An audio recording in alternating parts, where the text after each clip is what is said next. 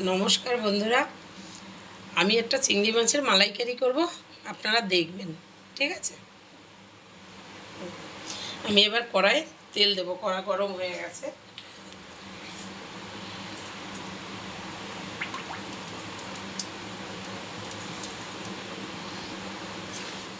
ঠিক আছে, এবার চিংড়ি মাছটা দেবো।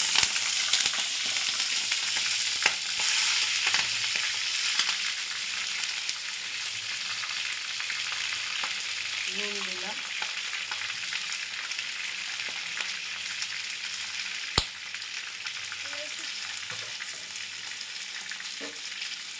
চিংড়ি মাছটা ভেজে নেব।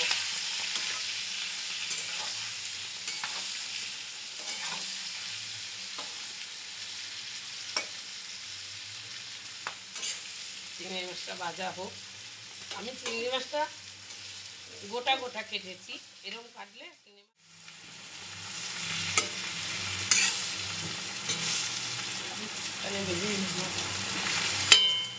চিংড়ি মাছটা ভাজা হয়ে গেছে। এবার নামিয়ে দেবো, কারণ মালাইকারি চিংড়ি মাছ তো বেশি ভাজতে নেই।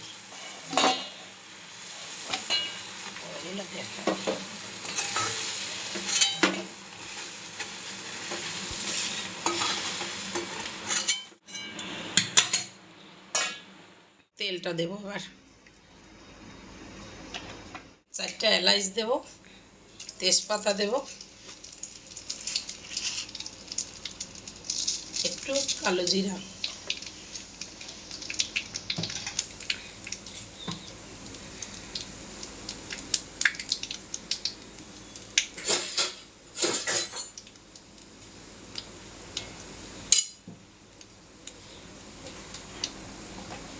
পেঁয়াজ দেব। পেঁয়াজটা দিয়ে আমি মালাইকারিটা করব। অনেকে পেঁয়াজ দেয় না, কিন্তু পেঁয়াজ আদা রসুন দিলে খুব টেস্ট হয়, ভীষণ টেস্ট হয়। একদিন খেয়ে দেখবেন কীরকম হয়। 2 চামচ আদা রসুনের পেস্ট আমি 2 চামচ দিলাম।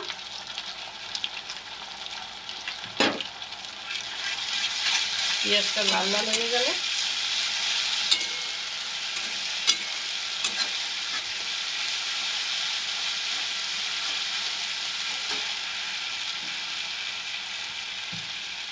নুনটা দিলাম।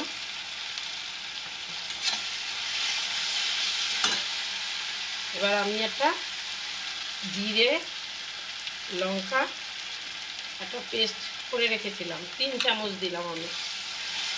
আপনারা যেমন ঝাল খাবেন তেমন দেবেন।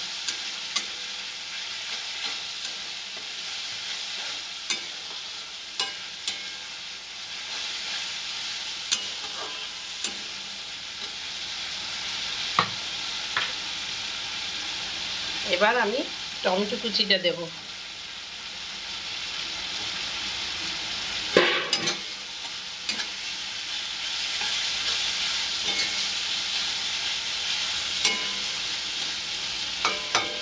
মশলাটা কষানো হয়ে গেছে, দেখুন মশলায় একদম তেল ছেড়ে দিয়েছে, যে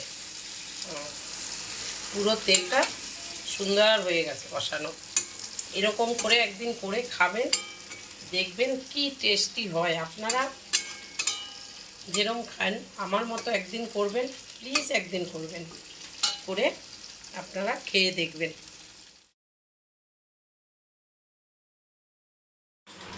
আমি না 2টো কাঁচা লঙ্কা দিয়ে দিচ্ছি, কেননা বাটা লঙ্কাটা কম দিয়েছি।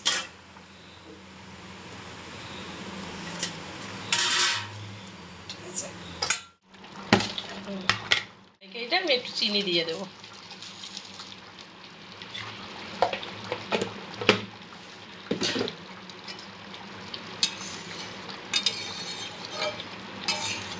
এবার নামিয়ে দেব।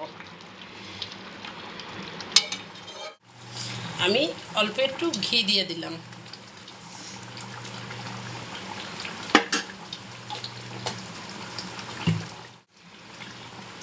এবার হয়ে গেছে, নামিয়ে দেব।